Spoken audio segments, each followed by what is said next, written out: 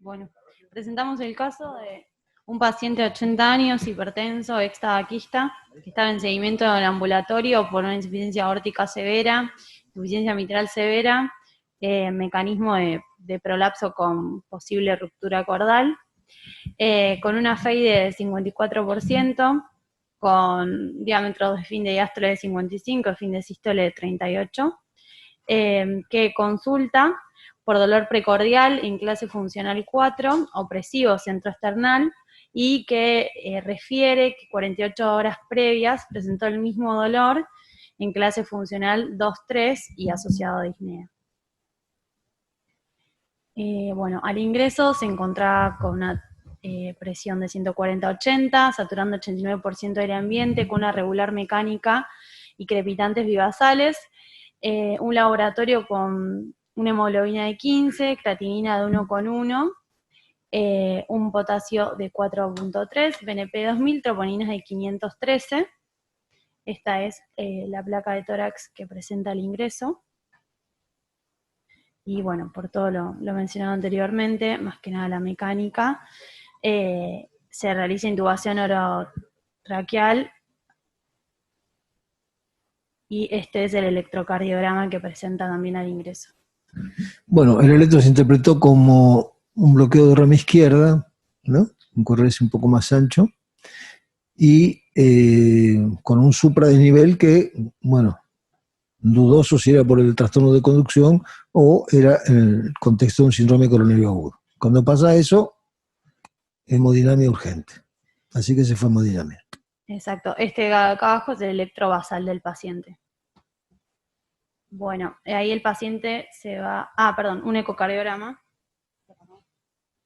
¿Este eco es pre-coronografía o post-coronografía? Esperando la salida. Muy bien, doctora. Vamos a ver, dale. Bueno, el eco lo hicimos en la guardia antes de hacer la CCG. El paciente ya tenía antecedentes, venía en seguimiento por el servicio de valvulopatías, por dilatación de la aorta ascendente, de la raíz aórtica y las valvulopatías severas que tenía. Entonces queríamos descartar de manera inmediata si sospechábamos más o un síndrome aórtico agudo o un síndrome coronario agudo. Lo que podemos ver es que tiene los diámetros dilatados, es decir, tiene cavidades izquierdas dilatadas, tiene disfunción severa del VI, que previamente no la tenía, tiene disquinesia septal con aquinesia de todos los segmentos apicales, y en ese eje paraesternal podemos ver que tiene leve mejoría de la motilidad inferolateral. Podemos ver también ahí ya de que tenemos prolapso de la valva posterior con ruptura cordal y tenting de la valva anterior.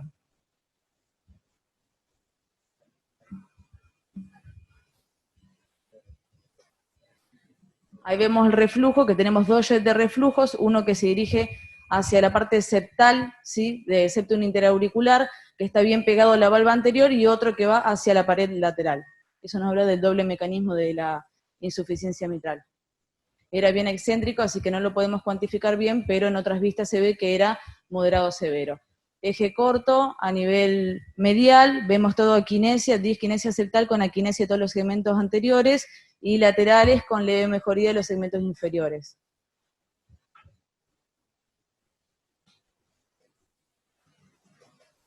Ahí se ve el jet de reflujo doble que tiene la válvula mitral, uno bien pegado hacia el septum interauricular, que pensamos que ese era el dado por el prolapso con la ruptura cordal de la valva posterior, y otro que es más central, que nos impresionaba que era secundario del tenting de la valva anterior por la dilatación de la cavidad y el deterioro severo. También tenía reflujo aórtico, que debe estar en alguna otra de las imágenes, que era bien excéntrico, era de grado severo, con un tiempo de impresión de aproximado de 100, y tenía reflujo holodiastólico en la aorta descendente, en la aorta abdominal, así que era severo también. ¿Conclusión? Tiene una dilatación de la aorta ascendente, de la raíz aórtica, insuficiencia aórtica severa, insuficiencia mitral por doble mecanismo, moderada severa, miocardiopatía dilatada, isquémico-necrótica. ¿Por qué decís miocardiopatía? Porque esto fue en el contexto de un síndrome coronario agudo, claro. Y antes tenía un ventrículo bastante bueno. Conservado. O sea, Antes era conservado. Por eso, todos, no miocardiopatía, está bien, no sí, miocardiopatía, no sino una disfunción ventricular, claro, sí. A lo mejor aguda. Sí. Ok. Bueno, lo subimos a la sala de hemodinamia. el paciente ingresó con requerimiento de inotrópicos, intubado, y empezamos con la coronaria derecha. Esto se hace porque algunos pacientes tienen oclusiones totales crónicas, y cuando uno lo estudia, eso no lo sabe y piensa que va sobre una oclusión, cuando realmente ya la tenía previamente. Entonces siempre hay que buscar si tiene circulación colateral. En este caso, la derecha es un vaso pequeño, ¿sí? Pero sí es codominante, porque termina de dar una ramita que da al ramo descendente posterior. En la primera inyección se ve que está calcificado el tronco y tiene una imagen que parece una úlcera, ¿sí? Sería en el tercio medio distal del tronco. Tiene algunas irregularidades, la circunfleja, que es codominante, lesiones en el límite de lo moderado, ¿sí? Parece. Y cuando uno ve la escena anterior, tiene una lesión significativa en el tercio proximal.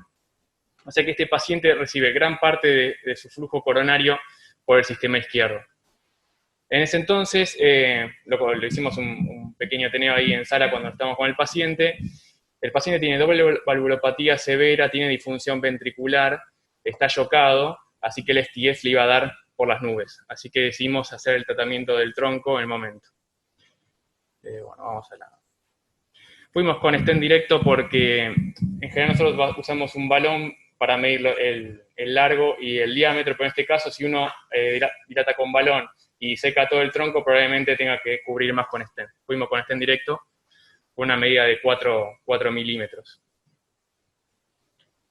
Esta es la primera inyección. Después terminamos haciendo la anterior. ¿Sí? Guido, perdón, agrego algo. La imagen del tronco es claramente de una placa accidentada, rota. Si bien el paciente ingresó con TIMI-3, ese tronco está totalmente accidentado.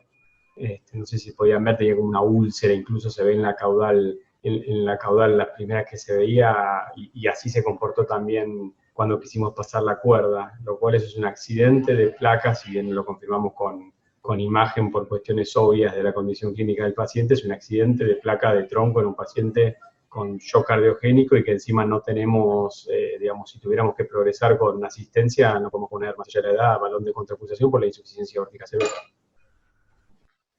Ese es el resultado final. La verdad que quedó bastante bien. ¿Sí? Y tiene una en la escena anterior próxima. Bueno, antes de entrar en esto, la verdad que el tipo es un superviviente total. Está comiendo. Insuficiencia aórtica severa, insuficiencia mitral moderada, con todo lo que señalaba Guadalupe Sojos, ¿no? Con todos los mecanismos, ventrículo malísimo, edema de pulmón, intubación, lesión de tronco y disfunción isquémica extensa. Estén al tronco y a las 12 horas extubado, sentado, y como decía Guido, ahora no sé qué estará comiendo, pero está almorzando. Increíble.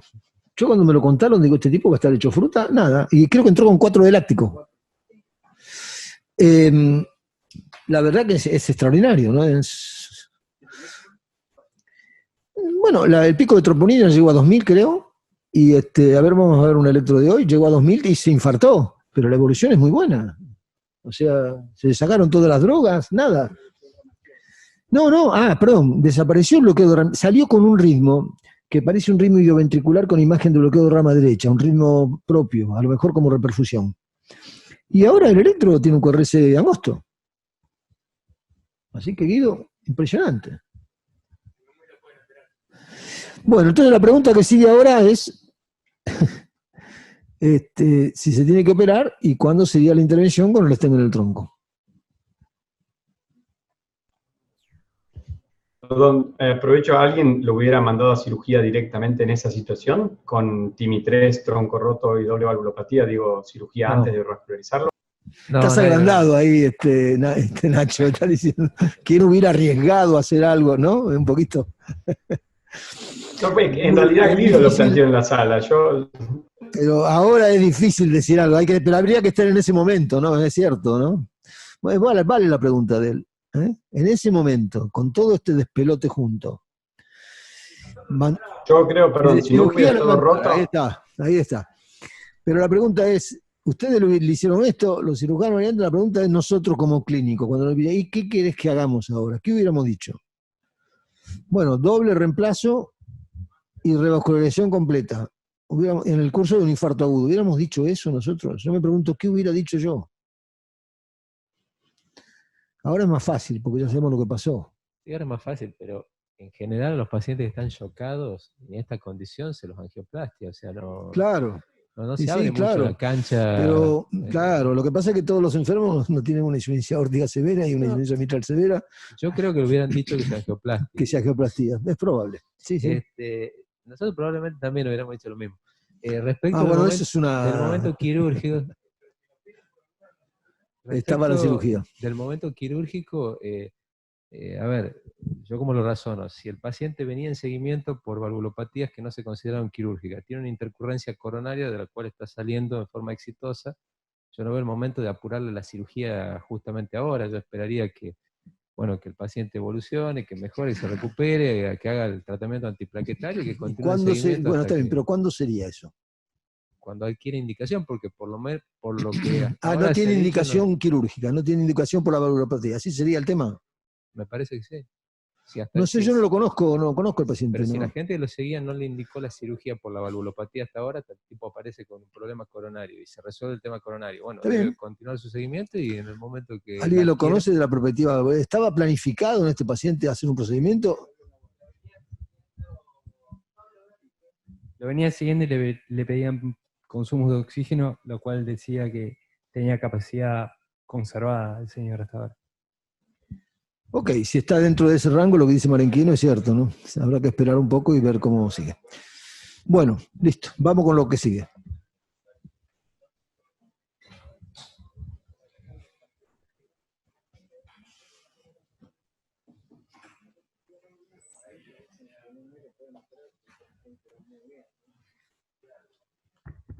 Bueno, el último caso es una paciente también sexo femenino, 64 años de edad, que como factores de riesgo cardiovascular es obesa, sin antecedentes cardiovasculares y como otros antecedentes de relevancia tiene un síndrome de CREST con Sjögren asociado y a su vez también intersticiopatía pulmonar.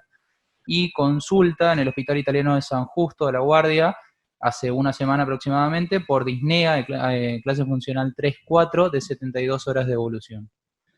Al ingreso estaba con 140-80 de presión, 150 latidos por minuto, saturando 99% al aire ambiente, con crepitantes bivasales, sin soplos, un laboratorio de ingreso con 39 de hematocrito, 0,4 de creatinina, 4,9 de potasio, 2.700 de BNP y 51 de troponinas. Esta placa de tórax, y este es el electrocardiograma al ingreso. Sí, entró fibrilada de alta respuesta, no conocida previamente. Bueno, evolucionó, se realizó balance negativo, control de frecuencia con beta bloqueantes, se realizó hisopado de COVID al ingreso que resultó negativo, y a su vez también tiene 3 pares de hemocultivos negativos por la clínica y demás con la que ingresó. Este es el electrocardiograma con el cual evolucionó luego del control de frecuencia.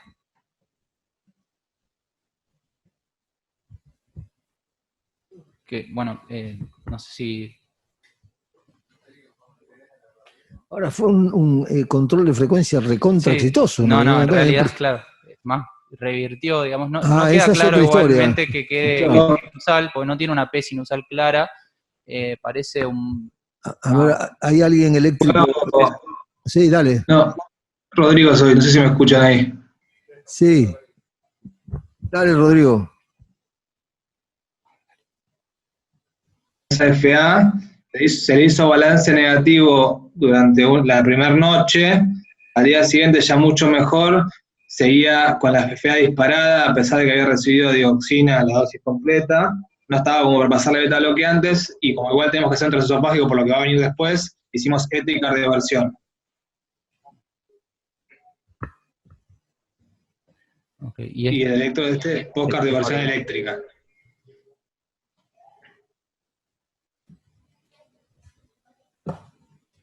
No sé si se escuchó. No.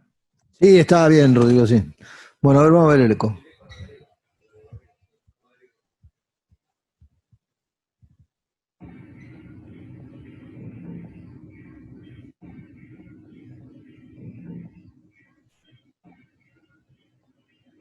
Si querés comentarlo vos, Rodri, que lo hiciste y lo... Sí, si querés poner primero el transtorácico que le hicimos en guardia.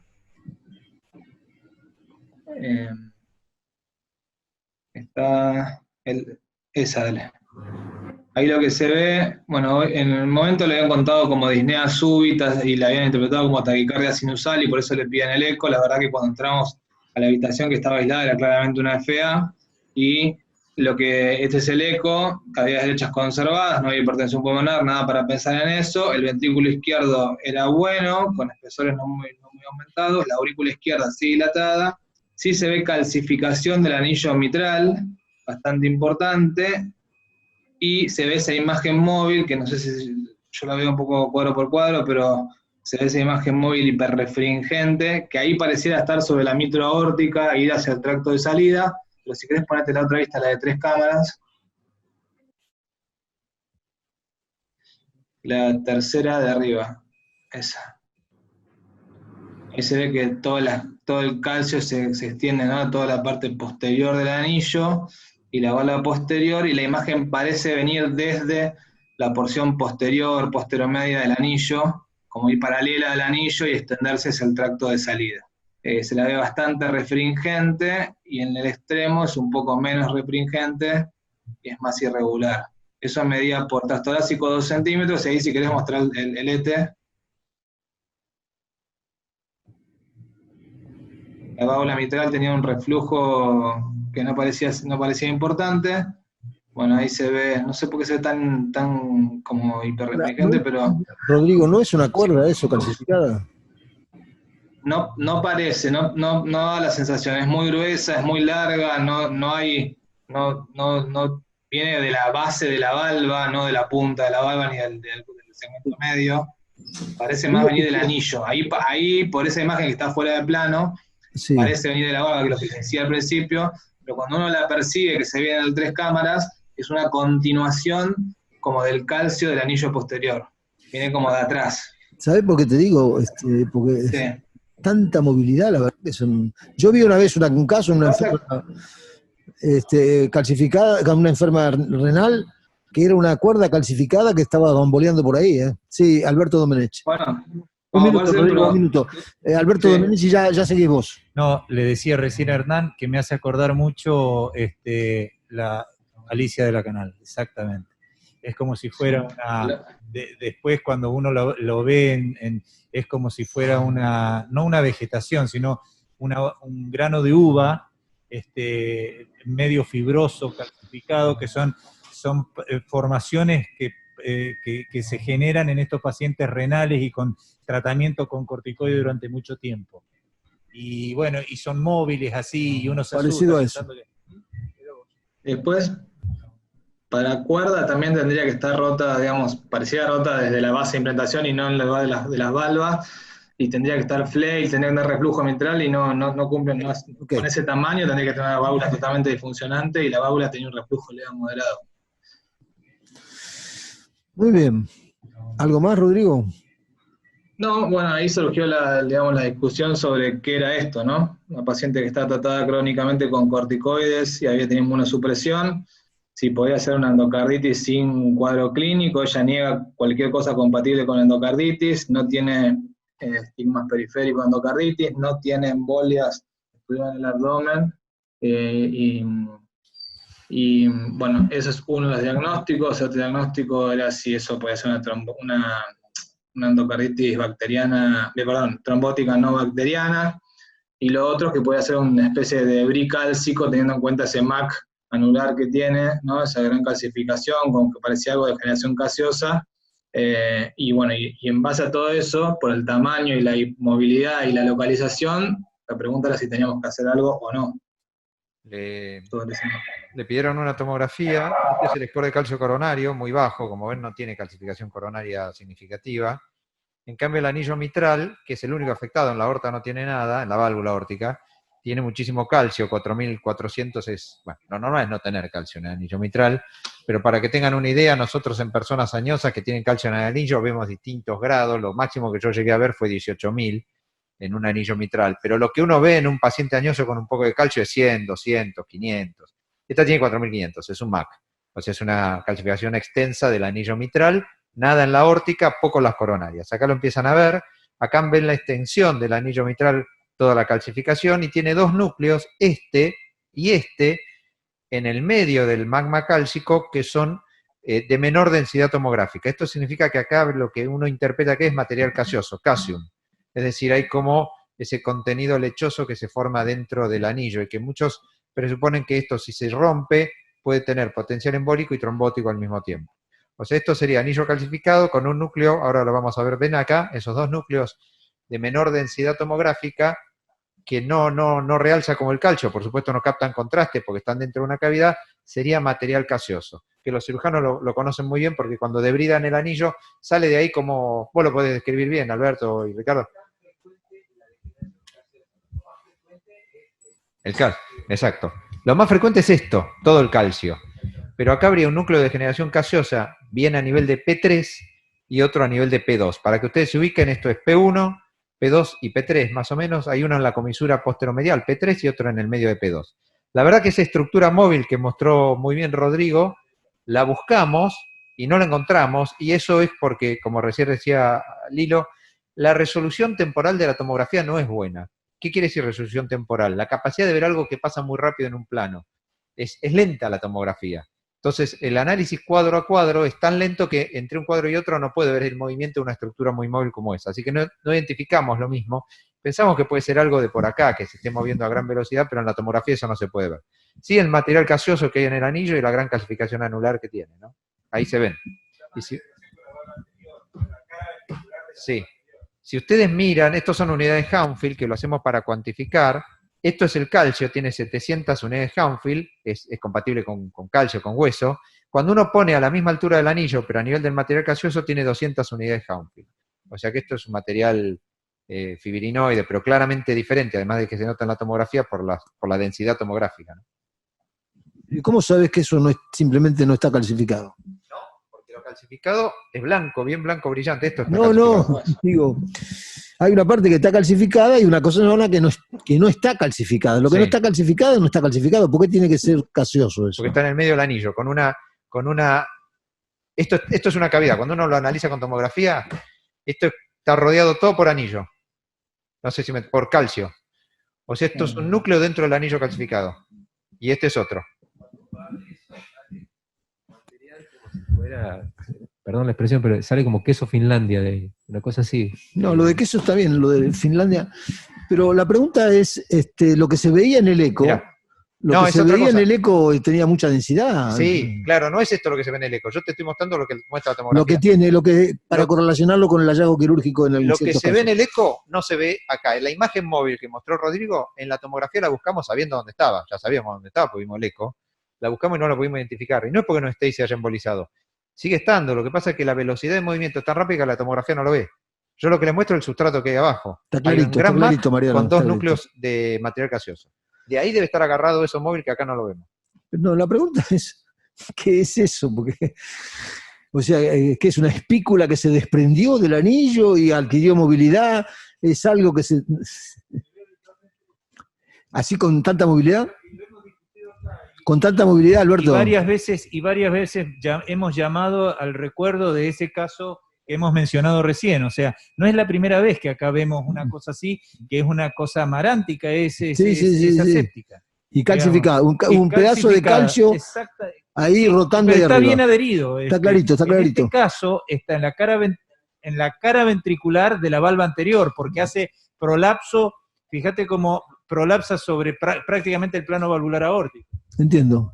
Bueno.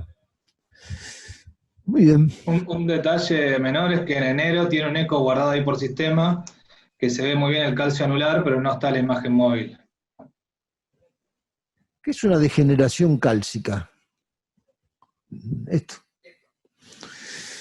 Degeneración cálcica, bueno, será es para poner un nombre. Bueno, ahí están las opciones y... Sí. De lo que dice Alberto, tiene el mismo video que esto. ¿La misma forma? La misma forma. El mismo formato. Y le llaman necrosis liquefactiva del anillo mitral. Casio.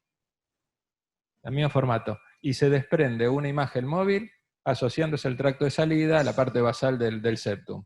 Dice, Pero con eso es lo todo que un tiene coso. esa degeneración parecida al queso Finlandia que decía Eso. Ricardo, porque en el eco parece tener densidad cálcica No, definida. lo que dice acá es lo siguiente, un gran MAC con áreas de calcio, de queso, como vos decís, que se proyecta toda una fibrosis sobre la parte basal del septum, y que eso es parte de calcio, viste que está desprendido, Y parte... pero se da en los anillos que están tan degenerados como esto, no en otro tipo de cosas. Ok, muy bien. Bueno, ahí abajo hay dos opciones más. Ahí un poco la interpretación que hicimos con Santi, lo hablamos con Rolo y con Pablo Rafael, era que tenía algo grande, móvil, que digamos, en una posición, ¿no?, con ese prolapso del tracto de salida que no nos daba como para dejarlo, pero nos preocupaba el riesgo quirúrgico por la extensión del calcio, que ese fue el motivo de la tomografía. Saber si tiene un reemplazo mitral, qué riesgo tenía. Y bueno, no sé, ahí opinarán los cirujanos, parece alto el riesgo porque habría que reconstruir el anillo.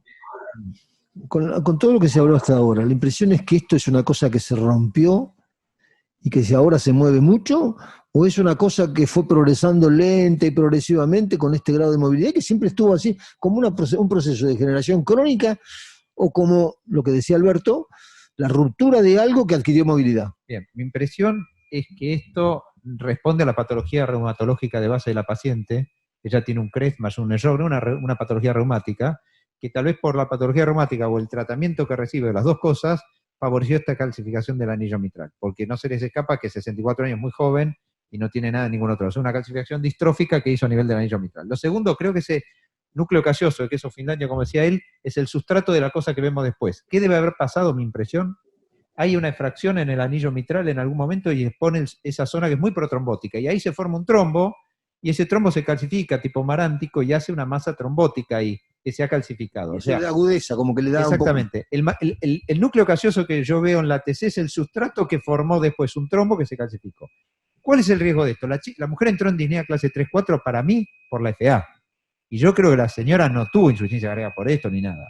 O sea que la señora, tratándole la FA, se resuelve su problema de la insuficiencia cardíaca, en mi impresión. El problema es que queda una imagen horrible visualmente, que uno dice esto se desprende y hace una ACV. Y el gran temor es ver esa imagen móvil entrando y saliendo del tracto de salida que se desprende y que haga una ACV. O sea, acá hay dos cosas que uno dice. Uno puede decir tratamiento conservador, que es nada, porque no hay un tratamiento anticoagulación, antiagregación que pueda resolver esto, o ir sobre la válvula.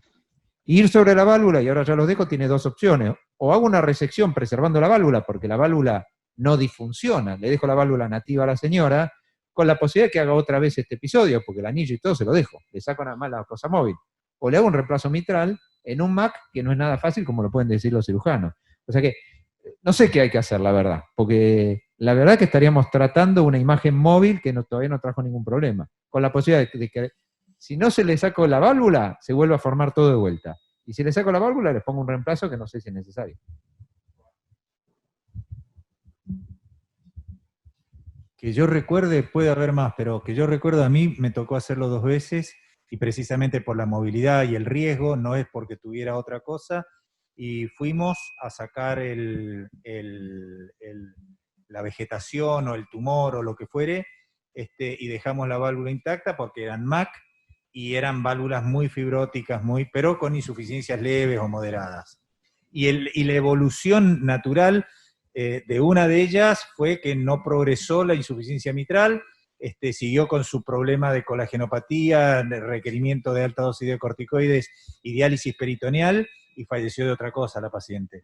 Y lo que yo creo en este caso, si hay que abrirla, no sé qué dirá Ricardo, pero yo la abriría directamente por la aorta, porque está del lado ventricular de la valva anterior de la mitral, y dar vuelta, replegar la valva anterior de la mitral, abriendo por la aurícula izquierda, no sería fácil agarrar a la vegetación.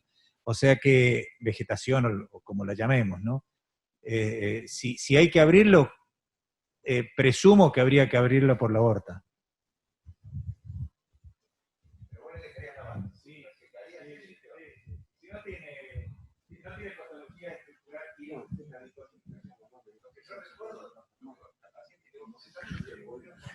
No, no está bien. No.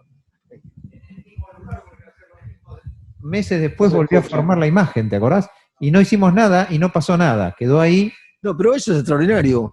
Vos decís que después de haberse sacado eso y desaparecido durante el procedimiento, en poco tiempo volvió a lo mismo. Y a los pocos meses, sí, lo hablábamos, sí, estamos hablando de la misma paciente. Y dijimos, vos me dijiste, no la voy a volver a operar, y de hecho, como vos dijiste, no pasó más nada y falleció otra cosa. Tenía mucha comorbilidad. Pero yo me acuerdo que se volvió a formar, y tenemos Pero, las Mariano, imágenes de la cosa entrando y saliendo del tracto de salida. Si eso es así, es extraordinario. Significa que esta imagen tiene poco tiempo de evolución. Por eso...